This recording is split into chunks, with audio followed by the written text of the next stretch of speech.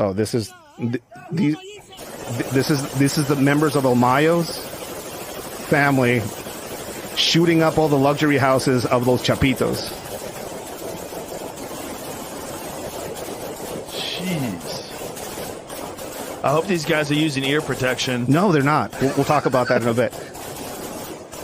Yeah, you could probably sneak up on all those motherfuckers. Yeah. They're probably all deaf. But they're basically shooting up all the luxury apartments that they know are owned by the Chapos in that area.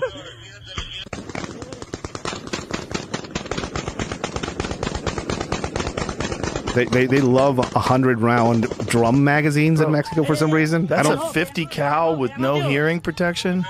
Why? You don't need it. So how many of those guys are deaf? Oh, a lot of them have a severe hearing loss, and a lot. I recently went to Jalisco with a friend of mine he has a YouTube channel called The Connect, Johnny Mitchell. He talks to drug dealers and like people in that life. There's a friend of mine in Mexico, and he's basically the Mexican Sean Ryan.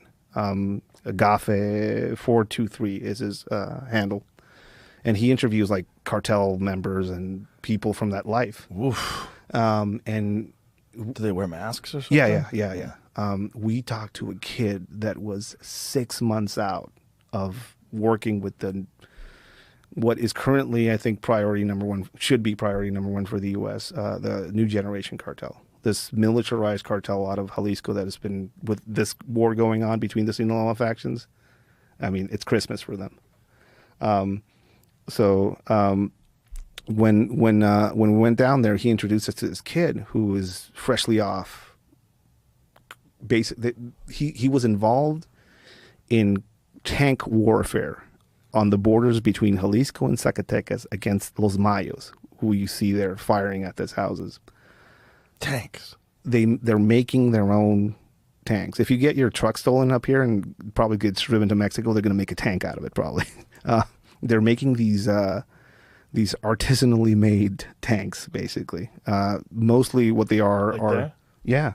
That's a pretty old one. I think that's from the Zeta period. That's cool though. That looks like a fucking Mad Max vehicle. But what they do is they make these tanks. And his job was to be in the back of one of these with a 50 cal rifle. So what they do is you'll get into a dirt road, and they'll put their trucks like this with their backs turned. And I was like, why don't you just ram them with the front? The engine will go out. You have to ram them with the back of the truck. So they'll just go into like this destruction derby in the hills and shoot at each other until there's a clear winner, is what they did. They do basically. And their main weapons are 50 caliber rifles. So they'll be in the back of the truck, and they're like, now. And they'll just, somebody's on a radio inside the cabin trying to call out what's going on, and they'll pop out and start. How come no one's figured out ear protection?